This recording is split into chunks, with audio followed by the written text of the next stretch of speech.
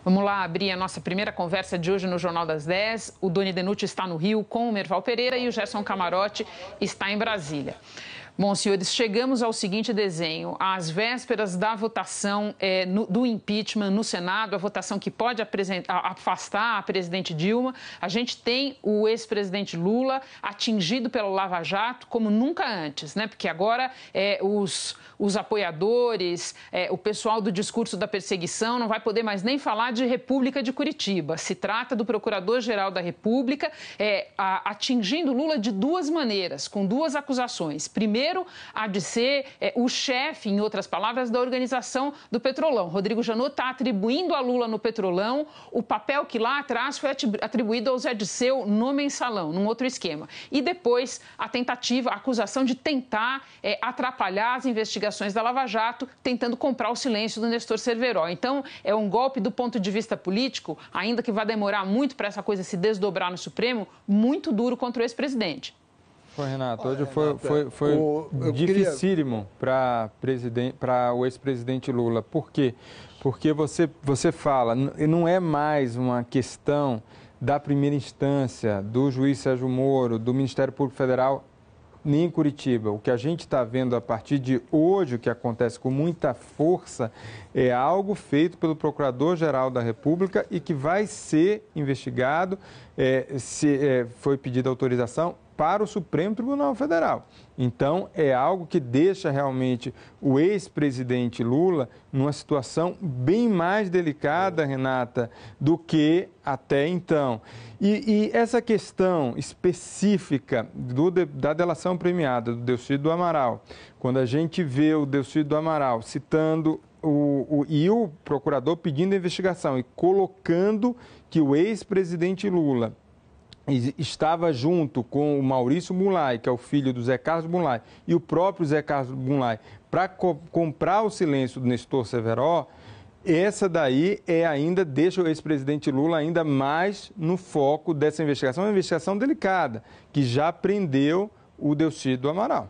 Camarote, o que eu acho fundamental nisso de hoje é o seguinte, a justiça brasileira levou quase 10 anos para ter condições políticas de denunciar o ex-presidente Lula, como chefe da quadrilha, que todo mundo sabia que ele era desde o início no Mensalão.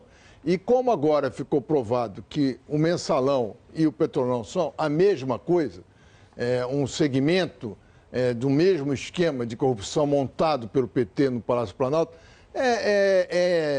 importante é que hoje há condições políticas para dizer o que todo mundo sabia há 10 anos atrás, que um esquema desse não pode funcionar, não podia funcionar sem que o Lula fosse o chefe desse esquema. Isso é que eu acho que mudou completamente o rumo das investigações, né? Eu acho que essa questão é uma questão fundamental. E ele tem várias acusações. É obstrução de justiça, fazer ser o chefe do Petrolão,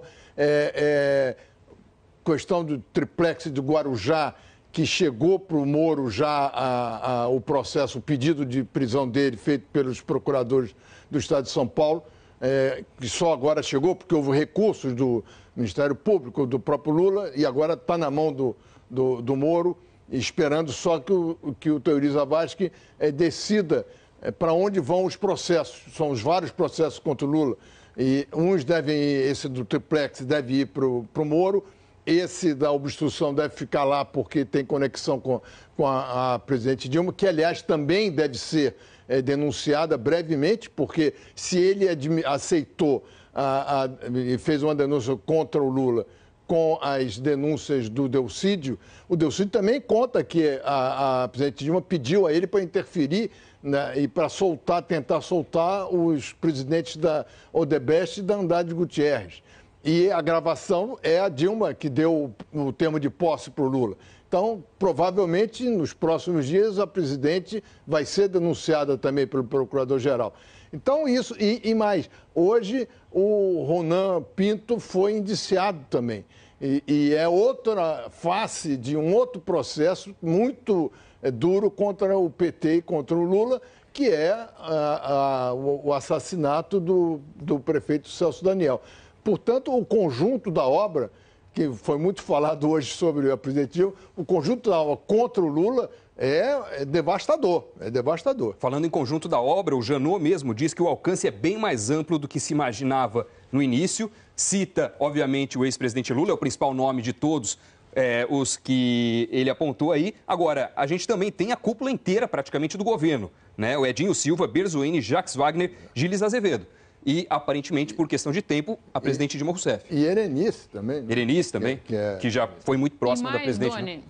E mais, Doni, além desses nomes todos que você citou, quando ele fala ali num esquema com dois eixos, o PT e o PMDB, e quando a gente soma as manifestações do Janot ontem e hoje, e tudo que está incluído agora nesse inquérito mãe da Lava Jato no Supremo, que nos bastidores é apelidado de quadrilhão, a gente tem o seguinte, é uma lembrança para a gente. A Lava Jato, no estágio em que ela está, ela traz um risco enorme, não só para o governo que provavelmente está saindo, mas para o governo que está entrando também.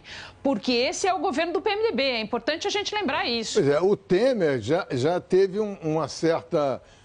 foi liberado porque o procurador disse que não vê nenhum indício para investigá-lo.